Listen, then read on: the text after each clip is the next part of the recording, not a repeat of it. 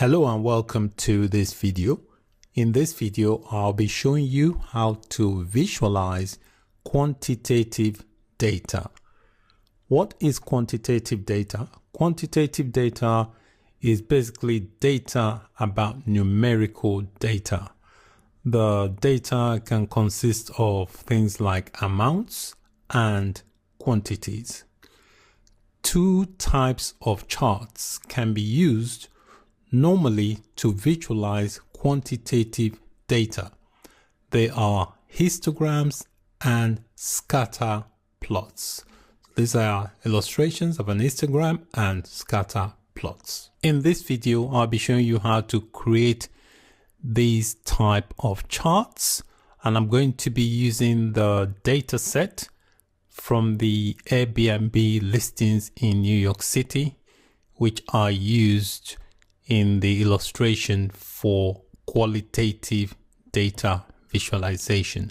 So to begin, I've created a new notebook, and inside this notebook, inside this cell here, I've imported the libraries I need. I've imported Pandas, and I'm going to refer to it throughout this notebook as PD. I've imported Matplotlib.pyplot, and I'm going to refer to it throughout this notebook as PLT. I've imported Seaborn, which I'll be referring to as SN.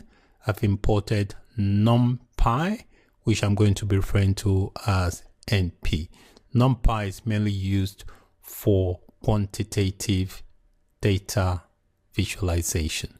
So I'm going to run the cell so as to register these libraries I've imported. NumPy is a useful library that can be used for scientific computing in Python. It contains functions that allow you to create data efficiency.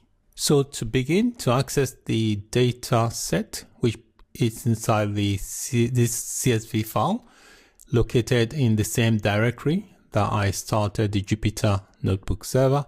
So I've created a variable here called listings, and I'm set it to equals to PD, which refers to the Pandas library, and I'm using the read_CSV method from the Pandas library to read this file called listings.csv. So it's going to read that file, and then the data frame it returns is going to store it in this variable called listings. I'm just going to run this to register that. So now if I just run this listings, just call the name of the variable. If I run that, it should return the data set. So this is the data set contained in this CSV file called listings.csv. It's a listings of Airbnb listings in New York City. Next thing I want to do with this data set is to use the hist method from Matplotlib.pyplot. I'm going to use that method to create a histogram that displays a distribution of the quantitative data in the price column of the listings data frame.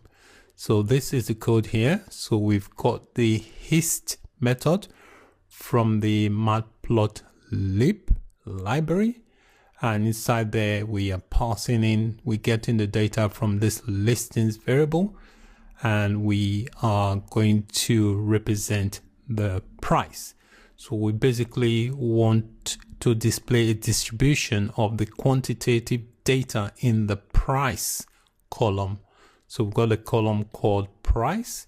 So this is the column here, price. So that's the column I am targeting here. We want to display a histogram that shows the price for that column for this data frame. And we're using the show method from the Matplotlib to show the histogram.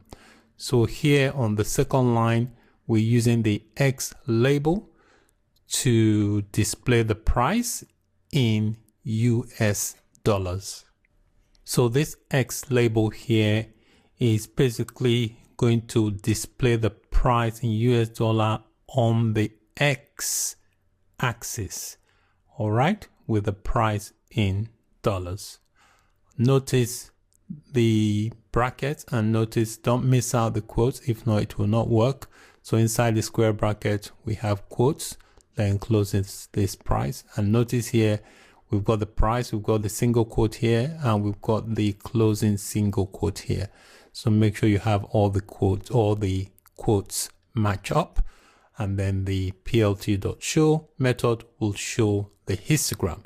So let me just run the cell so we can see the histogram. Notice I have an error, or the reason the histogram is showing, but the reason I'm getting this error is that this X label here, I have spelled it wrong, so it should be label.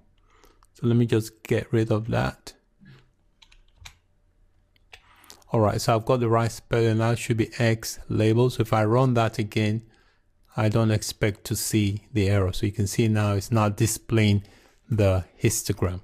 Notice that the histogram here that has been created is kind of difficult to see where the data lies. All right, this here, the histogram here, the prices are grouped into contiguous intervals. So these intervals are called bins. So it's really difficult to see where the data lies with respect to the bins. So what I'm going to do, I'm going to recreate this histogram using the hist method, but this time I'm going to include an optional bins parameter, which I'm going to set to a specific range of numbers. So here I'm trying to recreate the histogram, but this time I have added an extra parameter which I have set to a specific range. All right, so these are the range 0, 1100 and 40. The first number I have passed to this arrange method represents the left end of the first bin. The second number represents the right end of the last bin, and the third number represents the step size or the width of each of the bin. So let me go ahead and run the cell. I'll click run. So now you can see here it's much easier to read the histogram. So you can actually see where the data lies with respect to the bins. And as you can see here, it appears that in New York City, a lot of the prices of the Airbnb listings lie between $50 to around $500. Next, I want to create scatter plots. Scatter plots are usually used to compare two sets of quantitative data. So let's say I want to create a scatter plot to compare the prices of Airbnb listings and the number of reviews for each of those listings. To do that, I'm going to use the scatter method from the Matplotlib.pyplot library. So this is how I've represented it. So this is the scatter method, and inside there we pass for the x-axis. We are going to use the data frame from the listings variable, and we're going to use the price column. From the y-axis, on the y-axis, we're going to use the data frame from the listings variable, and we're going to display the column that says number of reviews. We're using the X label to display the price. On the X-axis, we're using the Y label to display the number of reviews on the Y-axis, and we're using the show method from the Matplotlib library to show the scatter plot. So let's go ahead and run the cell so we can see what the scatter plot look like. So you can see this is the scatter plot. Let's say I want to restrict the x-axis so that the scatter plot only goes up to a price of 8,100. So to do this, I will have to recreate the scatter plot using the scatter method. And this time I will have to use another method called xlim method from the matplotlib.pyplot library. So this is how I've represented it, and you can see here I've added this line here for the xlim method, and that we're using that method to restrict the x-axis so that the scatter plot only goes up to a price of 8,100. So I'm going to go ahead and run the cell. So I click on the cell and click run. You can see the new scatter plot that has been created. Let's say I want to decrease the size of the points on the scatter plot. To do this, I can recreate the scatter plot using the scatter method, but this time I will also include the size parameter. So this is how I've represented it. You can see here after the comma I've got S here. This S basically represents the size, and I have set it to 5.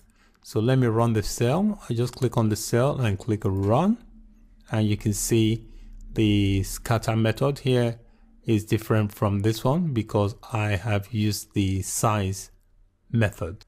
So you can see from this scatter method, I've been able to decrease the size of the points on the scatter plot by using the size parameter, which I represented by S. You'll notice that the points on this scatter plot are a bit smaller, and this plot is a little easier to look at. At first glance at this plot, you will notice a trend. It appears that the listings with lower prices have more reviews. This basically leads me to ask the following questions. Is there an association between the price and the number of reviews for the listings? This is just one example of a type of question that can come up when you are visualizing your data. Also, you will want to conduct further analysis to investigate this type of question. So visualizing your data can help you observe trends, which can lead you to ask questions, which then informs the kind of further analysis that you may need to perform to answer those questions. And you can use things like histograms and scatter plots to visualize quantitative data. So that is it for this video. Thank you for watching. Bye for now.